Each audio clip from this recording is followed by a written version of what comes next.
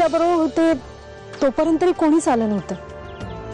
हा, तिला काही फुलं गिफ्ट म्हणून मिळाली होती. ती फुलं तिला कोणी गिफ्ट केली होती?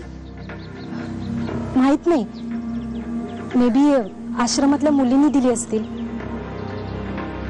मी गेले तर चालेल आता? मला ड्युटीवर जायचंय.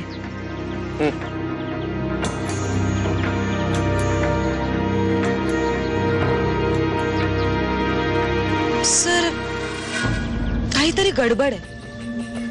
ही मुलगी खरं बोलते असं नाही वाटत आहे मला. ती काहीतरी लपवते आपल्यापासून. आणि मनू सुद्धा माझ्यापासून काहीतरी लपवते.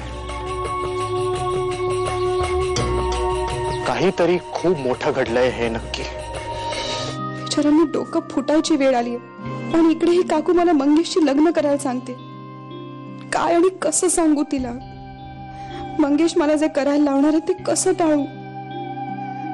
खरं तर यातून मरण ही एकमेव सुटका आहे,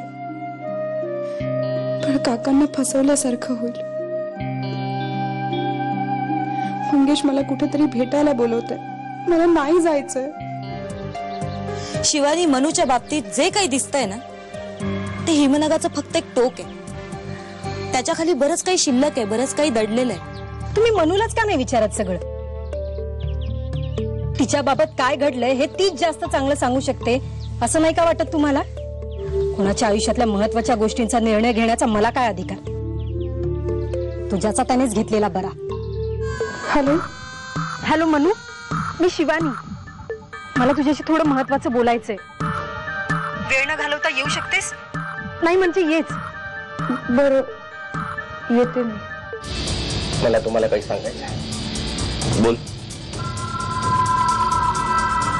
मला हे काम जमणार नाही. कंटाळा आलाय मला या सगळ्याचा, पोलिसांच्या पाठलागाचा. इथे येण्याचा मार्ग आहे, परत जाण्याचा मार्ग बंद.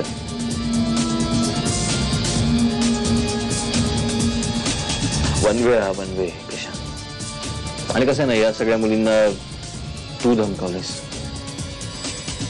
ते तुझंच नाव घेणार. अडकलंस तर तूच अडकणार. आम्हाला काय एवढं नाही. काय करत रे? मी माझ्या हिमतीवर, माझ्या ओळखीवर मी तुला सोडवू शकतो, पण तू जर काही असंच रडत बसलास ना, तर मी नाही तुला मदत करणार.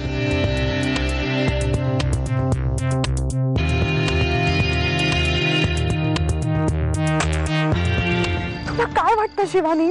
मी कसलाच विचार केला नाहीये. हा विचार करणं आणि बोलणं खूप सोपं आहे. मी जर खरंच जाऊन पोलिसात तक्रार केली आणि त्यांनी त्याची धमकी खरी करून दाखवली तर काय करणार आहे मी? तुला कल्पना आहे काय होणार आहे? पोलिसांना काही करण्याच्या आत मी ते फोटो जाळून टाकणार आहे. ते तुझ्याकडे आहेत ना?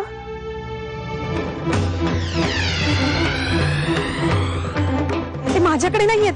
ते तर मी तुझ्या बॅगेत ठेवले होते.